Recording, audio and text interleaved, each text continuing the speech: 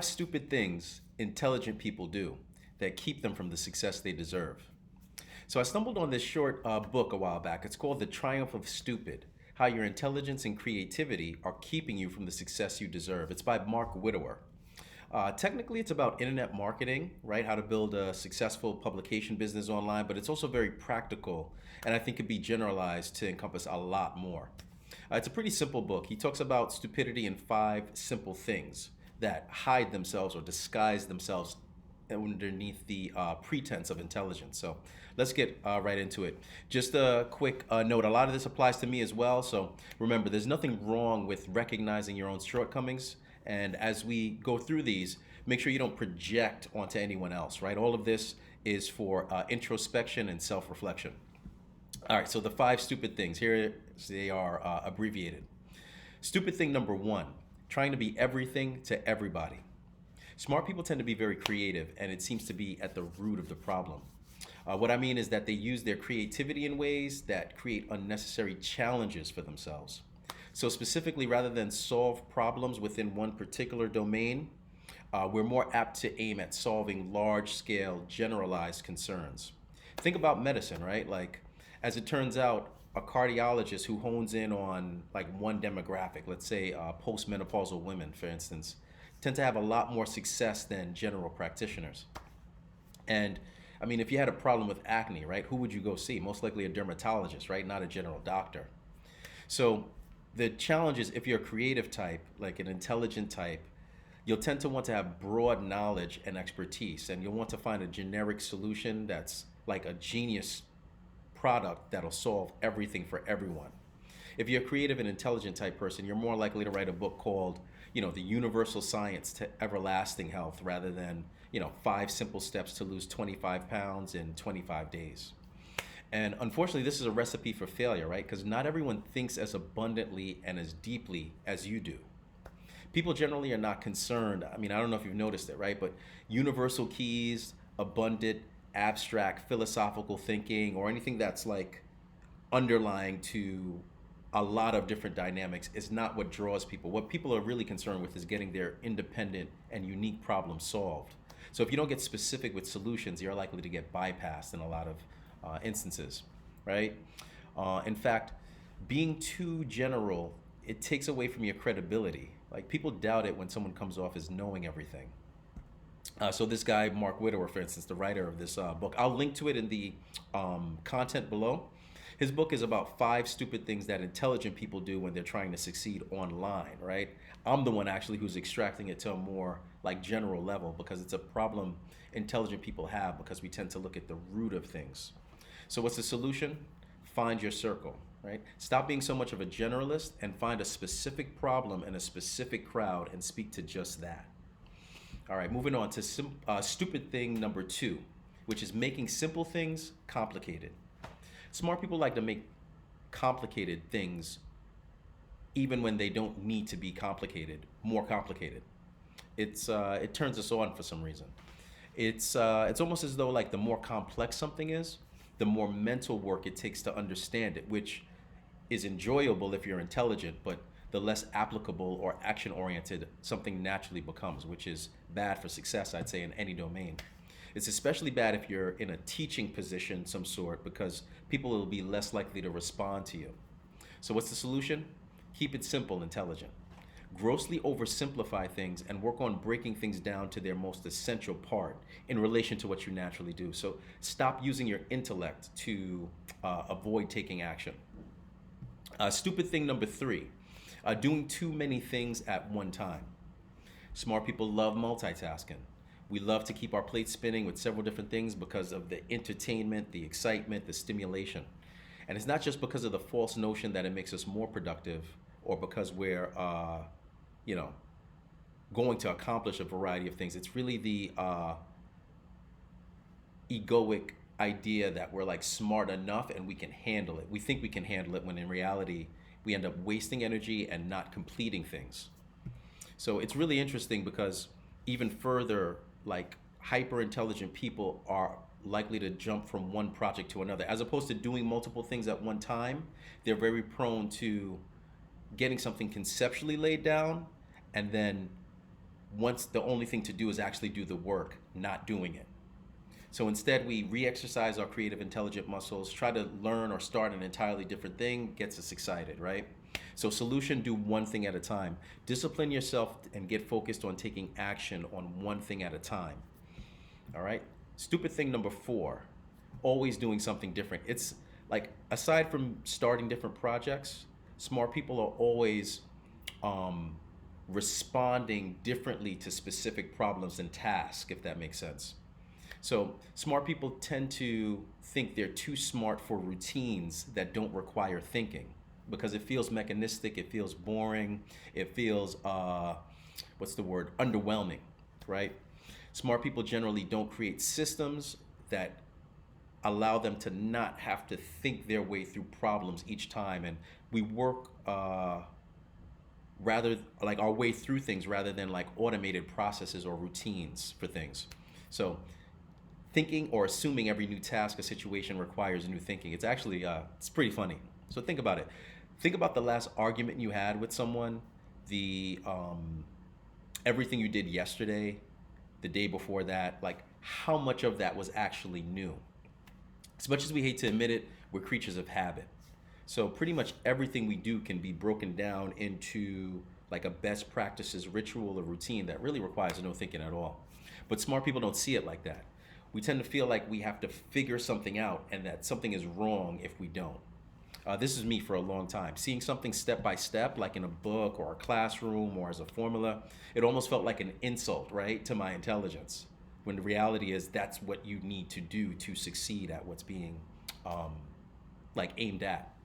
So you'll notice this when intelligent people run businesses or organizations, that they're always like firefighting, right? They're stuck figuring out day-to-day level issues and get stressed out playing like a dramatic hero because they don't create systems to handle problems. They treat each one like a new jigsaw puzzle rather than look for the pattern underneath. This is also why smart people tend to have a problem with delegating work, right? Delegation is productivity. They assume that only they are smart enough to do X, Y, and Z and never think of the simple steps they can get even a quote unquote stupid person to do. So what's the solution? Stop thinking or start thinking how to. Start describing some of your daily tasks as step-by-step robotic processes and leave the theory out of it. Think about like, there was something, I don't know if it's still popular, but like about.com, expert village, those sorts of things, or even videos you see on YouTube, right? For examples of this. Different personality types learn in different ways. It's not necessarily less intelligent. There's actually 4 different learning styles. I'll make a post about this later. A stupid thing number 5, thinking that knowing is the same as doing. So this is why I started writing and publishing online in the first place. I had a website, it was called dotheknowledge.com with that sort of premise. And here's what Mark Widawer has to say about it. We smart people are too smart for our own good. It's plain to see. We're so smart that we think simply knowing what to do is a reasonable substitute for actually having done the work. So ask yourself, how many books, courses, video lectures do you have that you've never actually completed? It's really sad. For some of us, we tend to think that because we've purchased a book on basket weaving and that it's sitting on the shelf, we know how to weave baskets. Or maybe we do get around to finally reading a book, like every single last page. Does that actually mean you know how to weave baskets? No, it doesn't. You've got to do the work. You need the experience. You need to weave something in your hands and understand what it feels like to route the weaver up through the stakes, etc., and how to finish the base, curve the weavers like up the sides. There's a special way to weave handles, and it's making it like strong enough to lift the basket so it doesn't look out of place. Again, you need experience. You've got to come against obstacles and find ways to deal with them in real life to understand what it takes. That's where true knowledge comes from. In fact, I think in Spanish, there's 2 different words for knowledge, right? Conoce and sabe. I may be butchering this, but you might know something in the way you have information, like a phone number or some facts, but there's also sabe, which is like a deeper meaning. For you to sabe skiing, you need to know how to ski. Like I could actually drop you off at the top of a mountain and you'd ski down. When you conoce something, you're familiar with it, you heard about it, you read about it. When you sabe something, you have experience doing that thing. You know how to do it because you've actually done it. Reading about skiing obviously is much different than knowing how to ski. And there's a saying they have, del dice el hecho hay un gran trecho, which means from the saying to the doing, there is a big gap. All right, so likewise, far too many people invest in education with the books, the online courses, the video platforms, the course logins, the DVDs, CDs, whatever it is, on a shelf somewhere, collecting dust, right? They buy a program, do nothing, and see zero results. It's really a tragedy. And you think about it, even like you talk to the people who create those programs, many of them really want like a high batting average, right? Even the teacher is left off in a worse scenario because that's someone who they can't get a testimonial from. That's someone who they can't use to like actually set examples for other people to leverage against them. It's like a strike against them in a sense. So here's the solution. Go to your bookshelf, your hard drive, whatever it is, Dropbox, take off one of the smaller books, right, or courses. Think about the reason you haven't read it or invested time into it yet, or why you stopped, right? And then weigh that against the reason why you got the book in the first place. It's pretty interesting. I was talking to someone about accepting a job, and they had some doubts after they received the offer. I said to them, well, why did you apply to the job in the first place, right? Just weigh the two together. So is it still worth it? If not, of course, toss it. But if it is, finish to get the kanase, and then go out and get some actual sabe. Start with something small, but something meaningful. And lastly, stupid thing number 6. I know I said 5, but bump that. This is important. Stupid thing number 6 is thinking that they know every damn thing. Smart people, they're the ones who argue back without the experience. They think so well that they think they can think through an experience without actually doing it, right? It's like stupid thing number 5 to the third power. So when you tell them something that doesn't fit their way of viewing the world, their immediate response is to like rationalize it off as wrong. Since they're so smart, they can actually convince themselves that they're right and not even realize that that's what they're doing. So when someone informs them that they may be doing something wrong, that they could be doing something better, rather than listen and try to work differently, they tend to stay trapped inside their own intelligence. It's extremely insidious, and it's extremely subtle and profound.